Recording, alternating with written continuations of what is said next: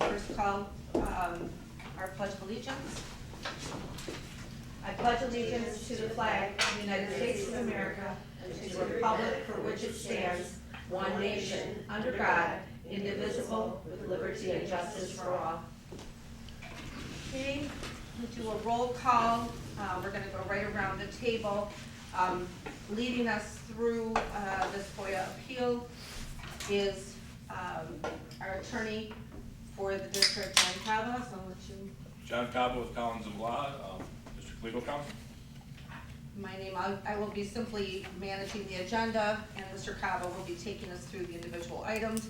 My name is Lisa Pappas. I'm the chair of the FOIA committee. And just before we get started, I will say that if for any reason within the emails there is something that we need to discuss, this is an open public meeting. If we feel we need to discuss something that is private, we will go into closed session. I don't anticipate that, but I just want everyone to understand up front that we've discussed this, and hopefully we won't have a need for it. And Ginny Jeup, trustee. And I'm Colleen Worden. I'm one of the trustees as well. okay, so with number one off, with the roll call done, we're going to move on to item 2, which is approval of the FOIA committee agenda for October 14th, 2024. I'd like to move to approve the agenda. Do I have support? Support. Okay, and let's do a roll call vote. Is there going to be a discussion? Usually there is when there's a vote. Well, discussion. Do you have anything to discuss as far as the agenda? Yeah, I do have a couple things to add to in the discussion of the agenda. I do want to thank Mr. Kava for providing us with all of the documents. I do have an initial concern in that we did receive, and I know that there is a timeliness for this, and there has to be a certain time before, after the FOIA is filed, that we have the meeting, the appeal. But there are hundreds of pages of documents here, and I know we need to look at the redacted and the unredacted. And of course, there has to be time to discuss the FOIA exemption, which I did. I pulled the FOIA statute, I looked at some case law. I am kind of concerned that there's so much to discuss tonight, and we've had so little time to go over the documentation. So I just want to say that out there, out front, because there's a lot of redactions, and there's I think at least 3 different exemptions that are at issue here. And although FOIA is not a very large statute, it is nuanced and complicated. So again, I've gone through each of the pages of the exemptions as well as what I think is pertinent, but I do wish we would have had a little bit more time. But I do say yes to approve the agenda, if you are asking for a vote. Okay, so And I thought we had it to both approve. times. So approve We have a the agenda is trustee Worden and trustee Jeup, and I am a yes as well. So with that, the agenda is approved, and we'll move on to number 3. Number 3 is the FOIA appeal by Maureen Krasner. So I'm going to let Mr. Kava take this over. So, as you mentioned earlier, that there was a FOIA request submitted by Ms. Krasner. Subsequently, a FOIA appeal was submitted in response to documents that were received in response to the request. So for purposes of this committee, pursuant to the FOIA statute, the committee has to meet and decide on the appeal within 10 days of receipt of the FOIA appeal itself. Receipt is considered at the first regular board meeting after the appeal is submitted. The appeal was submitted before your October 8th meeting. So October 8th is considered the date we start counting. So again, to Ms. Worden, just comment on timelines, you have until October 18th, which is Friday this week, to make a decision. This committee is charged pursuant to the statute with review of the appeal request, and then making a determination as to whether or not to grant the appeal, deny the appeal, and then you can also grant in part and deny in part. The fourth option is to issue a 10-day extension for extenuating circumstances. Typically, extenuating circumstances are only for reasons related to if there are additional items that need to be searched for. And that's the main issue, that's the main thing that comes up with extenuating circumstances when you look at case law. It's not just because, arbitrarily making that decision. So that's what this committee is charged with this evening. So, go ahead. And then, could I just point out, because I know I asked you this before the meeting, the review that we do of these FOIAs is a de novo hearing, right? Meaning that although there's been a FOIA coordinator that has made the decision, we review things as if it's for the first time, right? Right. Okay, so we're not deferring to what the FOIA coordinator said. No, I mean, so you review it as you are reviewing it for the first time, yes. Okay. Correct. So, I mean, obviously, under the confines of the statute itself, which the exemptions that were cited, et cetera. So, with respect to the first appeal that is before you this evening, there were requests for documents, and documents were provided with redactions, and those redactions were listed in the response to the requester, and in the FOIA statute itself, there are specific reasons where items can either be not released as a whole document or redacted individually, and there are various items listed in the statute. The ones that were specific to this particular request were items related to the privacy exemption, personal health exemption, and attorney-client privilege. I know that the committee has reviewed and received both the redacted documents that were provided to the requester, and then also the unredacted documents.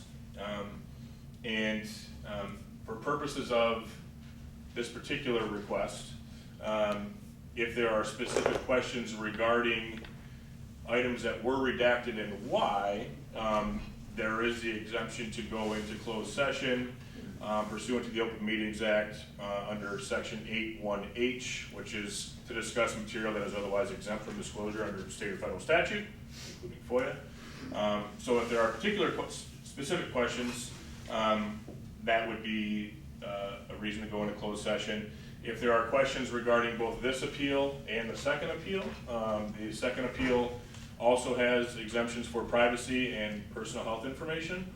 I think just from a streamlined perspective, it would make sense to go into closed session once and answer all questions. Alternatively, you could go into closed session if there are questions for the first appeal, come out, make a decision, then go back into closed session if there are questions on the second appeal. And that's up to the pleasure of this committee, and only if there are specific questions. If there aren't, you can move forward. My review of the appeal, I've provided some documents that are subject to the attorney-client privilege of this committee regarding specific or legal questions that were raised. But ultimately, there's some things that, when you take a look at it, there are exemptions that were listed in the FOIA responsive documents that, upon review, would continue to be redacted. There was an issue raised with respect to a document that was exempted under attorney-client privilege, a couple of documents, 3 pages, that were submitted as part of that FOIA request. Because they had been released as part of a previous FOIA request to the Grosse Pointe News back in April, that FOIA request was not reviewed to recognize that the attorney-client privilege was waived when that FOIA request was responded to. So I would recommend now that those documents are releasable, and the privilege has been waived, so attorney-client privilege no longer attaches to those. And so at least granting in part with respect to that FOIA request, with respect to those documents that were attached as Exhibit B, is something that I believe is prudent based on the information that this committee now has. So it seems to me that there's 3 FOIA appeals today, right? So there's the 2 from Mrs. Krasner and 1 from a trustee, right? Right, and I because the September 10th appeal from Ms. Krasner was also included in the October 8th appeal, I'm looking at those just as all one appeal together. But you can look at them, you can take them individually or together, because the September 10th appeal was referenced in the October 8th and said it is contained within that appeal itself. So you're recommending that the one that was released to the Grosse Pointe News, because we already released, the district already released it, that we simply release that because the privilege has already been waived? Correct. The exemption no longer applies to those documents. Okay, so that's one thing that we don't even need to consider anymore?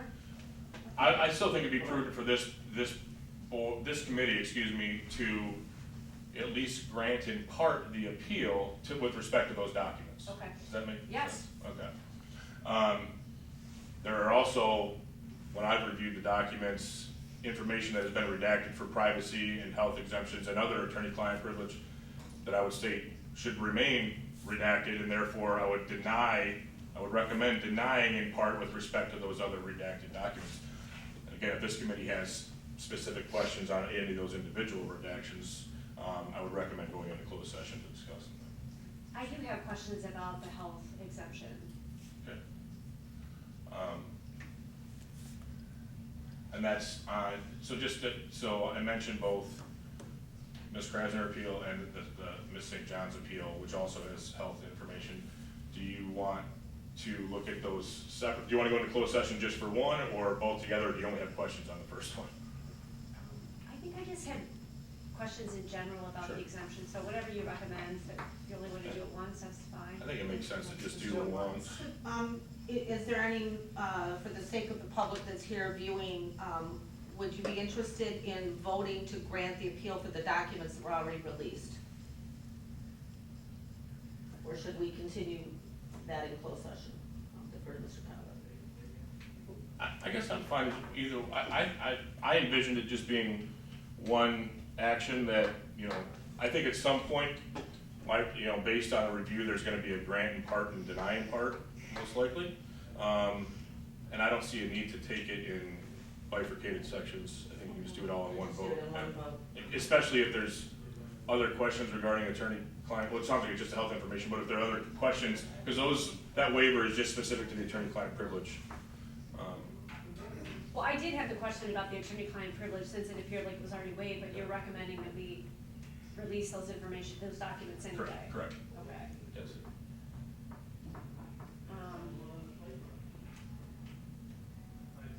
So I do have questions specifically related to the health exemption Okay. under L, I believe it's L. Yes. Yep. And so there's, the committee can move to go into closed session pursuant to section 8(1)H of the Open Meetings Act to discuss material exempt from state or federal statute, which would include any information on the personal health exemption and attorney-client privilege, which you have both tonight. I mean, I think it depends on whether we can have this discussion without disclosing the redacted information. If it's necessary to have a discussion that includes more in-depth questions about the health exemption, then it would seem to me we would have to go into closed session for that. I can try to ask my question without doing it, and then you can let me know if. Are you gonna ask for legal advice? No, I don't want legal advice, I just have Or some. legal response, yes. So do you want me to just ask my question and then, okay, so under the section L of FOIA, it says that medical counseling or psychological facts, you can exempt things if medical counseling or psychological facts or evaluation concerning an individual, if the individual's identity would be revealed by disclosure of these evaluations. And it's pretty clear, tell me if I'm wrong, we know who the people are in these redactions because in other parts of the email, it makes reference to the person, right? Yes. So the redaction is not because of the identity of the person, correct? No, and when, just to provide some, without getting into individual attorney-client privilege recommendations on any specific redactions, but in general, when there are issues that are mentioned with respect to an individual, even if they are identifying it themselves, there's not, if you start looking into case law on that particular exemption in L, you're not gonna find a lot of information. It does reference including, and then it goes to a definition of protected health information under a federal regulation, but it doesn't, you don't have a lot of other guidance in either case law or either the Freedom of Information Act booklet regarding that exemption. So when an individual puts the information out there, we also include the privacy exemption. So, because the privacy exemption then comes in, because when you look at, again, without getting in any specific redaction, if you want to discuss those, I would suggest we do go into closed session, but the privacy exemption also provides redactions if it's going to provide information that could be, personal in nature and potentially unwanted invasion of privacy, so to speak, which when you get into health discussions, that also can come up. So let me ask this, and then if you think that this should be something that should be closed session, then I will stop asking, but haven't these facts and some of the allegations that have been redacted already been put in other public documents and complaints? And maybe we do go into closed session, I mean, I guess because I'd want to get into some specifics, because I don't know every public document that's out there, so maybe if we did go into closed session with respect to that specific question, if you have more specifics. And then my other question is, in some of the cases that I pulled, and you're right, there's not a whole lot of stuff on this exemption, but I did find a couple cases, and if you're going to do the redaction for that purpose, if there's also found to have a nexus between like the government purpose, isn't that something we're supposed to consider as well? Hey, absolutely, that's coming into play, so that can be a discussion point too, if you want to just, I think again, if we're going to look at, because you're right, it does, there's moving parts on both privacy and the health exemption actually, right? So if we want to look at the specific items that were redacted in relation to that question, I think we should discuss it in closed session. Okay. That sounds like your question, you have some specific questions that we should, that we would discuss in closed session. Okay. I believe, That's what your recommendation Yeah. is, yes. Yeah. So then, if someone wants to make a motion pursuant to section 81H. What I'd like to do is keep this FOIA appeal listed as 3A, and I'm going to add a 3B and a motion to go into closed session.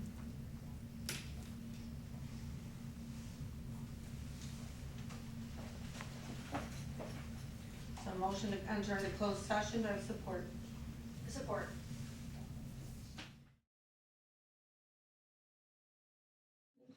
Support? Support. All right, we are now back in open session.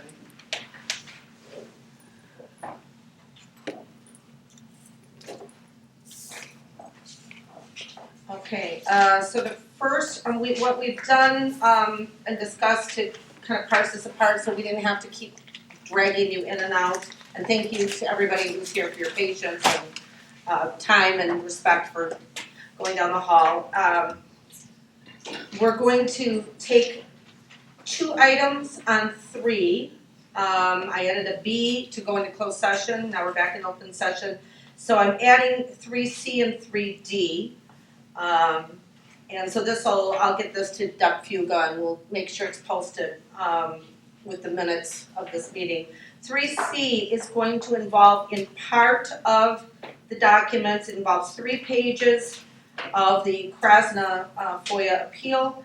And so we're going to vote on that first as agenda item 3C, and then 3D will involve the rest of the Krasner FOIA appeal. And then number 4 is a separate item already for the FOIA appeal by trustee St. John. So we're going to go right through that and then do our voting, and then we'll move on to public comment.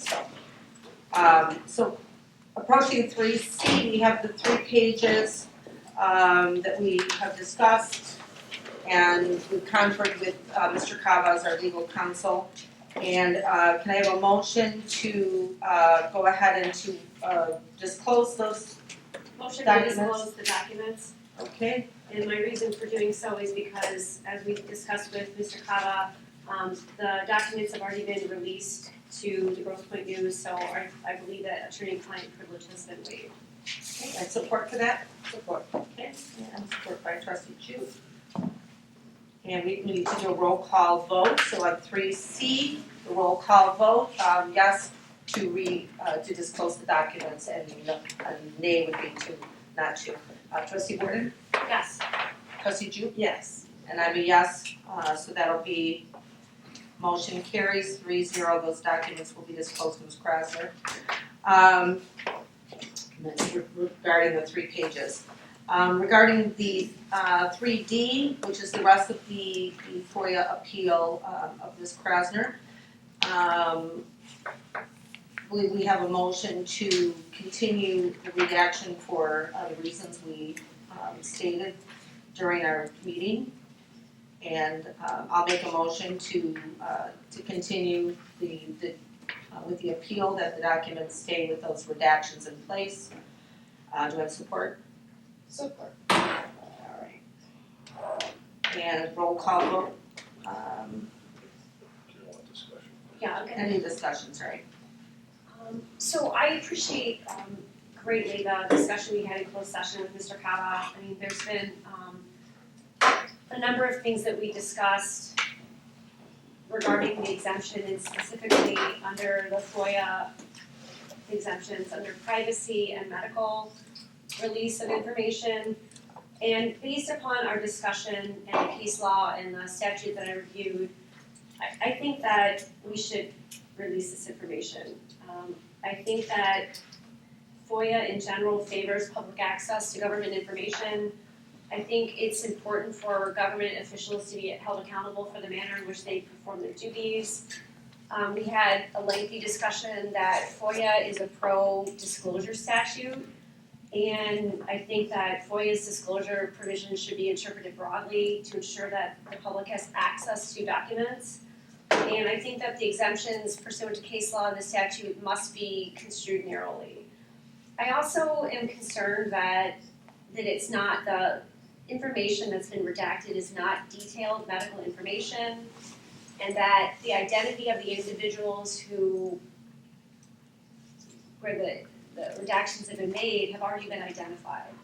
So I think that there's not been enough of a reason to give for the exemption.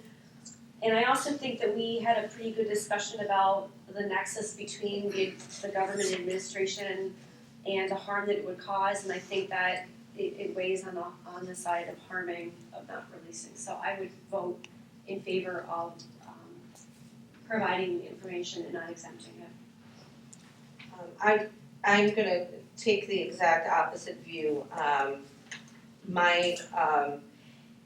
The redactions, there is 2 exemptions under FOIA, privacy and health, and it is not this committee's job to read into the intent of people involved, whether they'd like that information released regarding the health and privacy.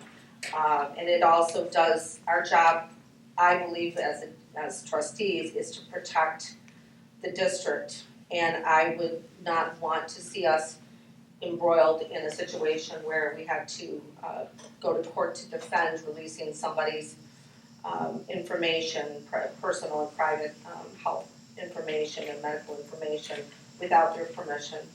And I think the FOIA statute the case law is not clear on either side of it, and we had that robust discussion in here.